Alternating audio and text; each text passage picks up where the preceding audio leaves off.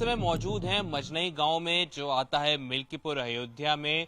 और ये वो घर है अब्दुल रहमान का, जो एक संदिग्ध आतंकी है जिसको हरियाणा से गिरफ्तार किया गया है। ये उसके परिवार वाले हैं, उसके पिता हैं, उसकी माँ हैं, उसके घर वाले हैं।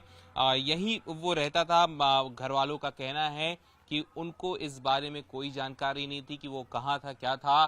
हालांकि इनका ये कहना है कि वो 1 तारीख को दिल्ली जरूर गया था, इनको बता के गया था कि वो जमात में हिस्सा लेने जा रहा है। और अगले दिन 2 तारीख को उसका 12 बजे से फोन स्विच ऑफ आता है, ये ऐसा परिवार का कहना है। और परिवार वालों को फिर कल शाम पुलिस जब इनके घर आती है, इनको थाने लेके जाती है, इनसे पूछताछ करती है, तब इनको पता चलता है कि इनका बेटा किसी तरह की आतंकी गतिविधियों में शामिल था, जिसकी वजह से उसको गिरफ्तार किया गया है।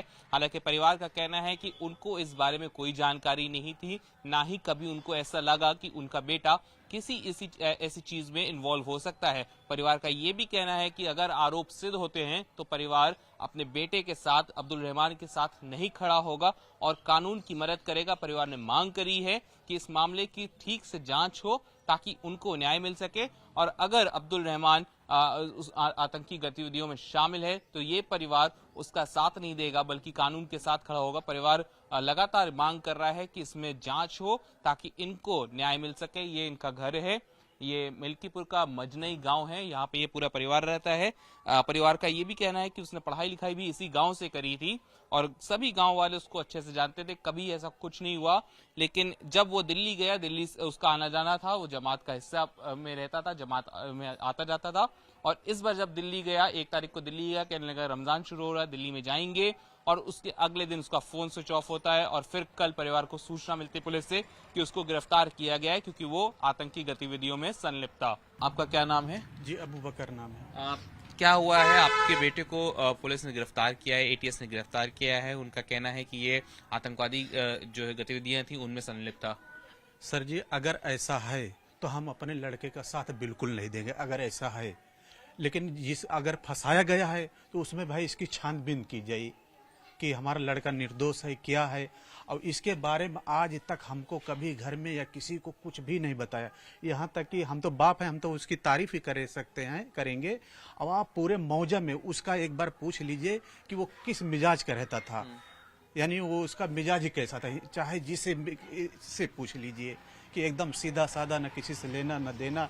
ये बैटरी रिक्शा चलाता था। 1 तारीख को यहाँ से हमको बोला कि हम जा रहा हूँ दिल्ली, और उससे पहले एक बार गया था और दिल्ली। तो दिल्ली क्या करने गया था? वहाँ पे एक मस्जिद है, मरकज निजामुद्दीन, तो बोला वहाँ पे हम जा रहा हूँ, वहाँ पे मस्जिद में रहूंगा, रमजान का महीना है, 2 दिन रहूंगा, हमारे दोस्त लोग भी हैं, फिर मिलके मैं चलाऊंगा। फिर यहाँ से 1 तारीख को जब गए तो 2 तारीख को हमारी बात हुई।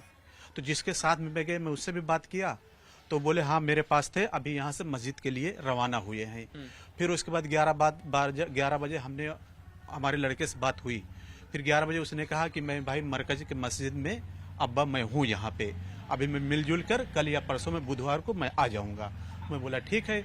उसके बाद फिर 12 बजे उसका मोबाइल स्विच ऑफ हो गया। उसके बाद क्या हुआ? वो वहां से हरियाणा कैसे पहुंचा? क्योंकि उसकी गिरफ्तारी हरियाणा से हुई है। आप लोगों को कब बताया गया? हमको यानी जब मीडिया वाले आए तब बताया गया। हमको न थाने में बताया गया न कहीं बताया गया। जब यहाँ पे आए घर पे, तो यहाँ पे मीडिया वाले आए तो उन्होंने बताना शुरू किया, तो जाके हमको मालूम पड़ा। तो लेकिन हरियाणा कैसे गया वो दिल्ली से? अब यही चीज तो हमको पता नहीं कि किसके साथ में था, कौन सा था, ये चीज मालूम तो होना चाहिए। और किन लोगों के साथ गया था? वो यहीं गांव के थे? नहीं, फैजाबाद के थे। नहीं, उससे पहले जब गए थे जुलाई में जब गए थे तो फैजाबाद के लोग थे उसके साथ में, तो 4 महीने के लिए गए थे। तो वहां से यानी वो आए थे 24 नवंबर को घर पे आए थे। उनका वक्त पूरा हो, पहले गए थे दिल्ली, दिल्ली में 40 दिन थे। उसके बाद फिर गए थे विशाखापट्टनम, विशाखापट्टनम से वो आए थे यहाँ पंजाब, पंजाब से सीधा घर आ गए। तो ये बैटरी रिक्शा मैंने लिया है। इतनी जगह क्या करने जा रहे थे? विशाखापट्टनम, पंजाब, क्या सब यहाँ सब क्या करने गया है? जमात लाइन है ना, तो तबलीगी जमात, तो उसमें जैसे गांव के एक बच्चे लौंडे या बूढ़ बुजुर्ग सब जुड़ते हैं। तो वो जाते हैं, यानी अपना यानी कि दीनदारी, यानी कि अपना झूठ नहीं बोलना, अपना जहाँ पे रहो अपने बड़ों से इज्जत करो, छोटों की शफकत करो, किसी का यानी हक न मारो। तो वही सीखने के लिए वो गए थे। अच्छा। अब हमको क्या पता है कि वो सीखने गया है, उसके दोस्त लोग क्या करेंगे, इसके बारे में हमको कुछ भी पता नहीं। यहाँ तक कि आज कल शाम को जब थाने से आए तब जाके हमको यहाँ पे पता चला कि वो किसके साथ ऐसा ऐसा हुआ है। क्या उम्र है उसकी? उसकी उम्र है 18 या 19 के बीच में है। अच्छा जी। और पुलिस ने आप लोग को जब कल थाने ले गई तो पुलिस ने आप लोगों से क्या पूछा? हम उसी के बारे में पूछी कि वो कब गया था। मैंने पूरा जब से गया था 4 महीने उसका पूरा उनको हमने बता दिया। अच्छा, कि जैसा जैसा आपको बता रहा हूँ हमने उनको भी बताया। आपसे कुछ बात हुई हो? आपको कुछ कभी बताया हो? नहीं, हमसे कभी नहीं बात हुई। कुछ नहीं बताया। इसके बारे में किसी को भी, यहाँ तक कि पूरे मोहल्ले में किसी को भी कोई खबर नहीं किया क्या कर रहा है, क्या कुछ ऐसा करेगा, किसी को भी नहीं पता। कि कोई लौंडे में किसी को बताता, वो आके हमको बताते कि तुम्हारा लड़का ऐसा बोल रहा था, तो भी हम इस पर एक्शन लेते। सब लोग ये बोलते तुम्हारा लड़का सीधा है, तो हम भी इसमें तो मेरा लड़का सर इसमें हमारे लड़के को फंसाया गया, बस हमारे लड़के को फंसाया इसके गया, दोस्तों ने इसको फंसाया सर। उसको फंसा दिया वहाँ ले जाके, और कुछ वहाँ पे नहीं। ले जाके नहीं तो किसने किसने फंसाया? यही तो मालूम नहीं पड़ पा रहा। जब यहाँ से बताया कि हम जा रहा हूँ दिल्ली अपने दोस्त से मिलने, तो मैं बोला दोस्त से बात भी करा, तो ये बात भी नहीं कराया हमसे। दोस्त का नाम बताया? कुछ भी नाम नहीं बताया। बोला मैं जा रहा हूँ, मैं 2 दिन के लिए जा रहा हूँ। तो इससे पहले भी गया था जब दिल्ली, तो या तो इसमें कोई कनेक्शन होगा उसका। अब ये चीज की जांच हो तो पता लगे कि क्या है इसका। अच्छा, आप कहा यह जा रहा है कि राम मंदिर को टारगेट कर रहा था, राम मंदिर भी गया था और राम मंदिर पे ही हमला करने की थी, ऐसे आरोप उस पे लगाए जा रहे हैं। क्या आप लोग मानते हैं ऐसा? नहीं, ऐसा तो कुछ भी नहीं है।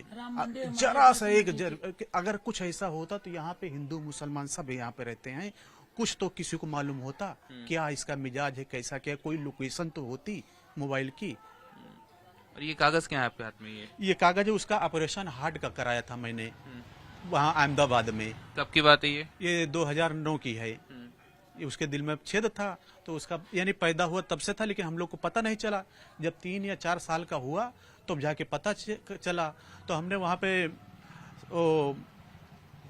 मोदी जी ने एक योजना निकाली थी, तो सहूलत वाला, तो हमने उसमें जाके फार्म हिस्सा लिया, तो उसमें उसका ऑपरेशन हुआ। अच्छा। अहमदाबाद में। और पढ़ाई लिखाई क्या करी है उसने? उसने यहाँ पे 10वीं पास की है मजनई में, मनीराम इंटर कॉलेज में। कभी आप लोग को कुछ स्वभाव में अलग से लगा हो? सर जी जरा सा भी हमको होता, क्योंकि हम यहाँ पे रहते हैं। हम ये सोचता हूँ मैं अपनी जात से किसी को या अपने देश को जरा सा भी नहीं, अगर गलत कर रहा है, चाहे वो मेरा औलाद हो, चाहे मेरा भाई हो, चाहे मेरा बाप हो, उसको सजा मिलनी चाहिए।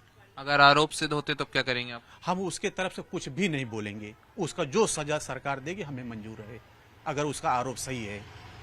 लेकिन इस चीज की उसकी जानकारी यानी तहकीक इंक्वायरी होनी चाहिए। अगर वो आरोपी है, जो सजा दे उसको, हम उसके बारे में कुछ भी नहीं बोलेंगे, लेकिन इंक्वायरी हो जानी चाहिए इसके बारे में। पुलिस ने अभी आपसे और क्या कहा है? बस उसी के बारे में खाली पूछताछ की है। नहीं, आप लोग को कहीं बुलाया था कल थाने? हाँ जी, थाने बुलाए थे, वहीं पे पूछताछ हुई है। अच्छा। उसी के बारे में। उसके बाद फिर हमको लाके घर पे छोड़ दिए, बोले घर पे रहना। मैं बोला ठीक है भाई, हम घर पे रहेंगे।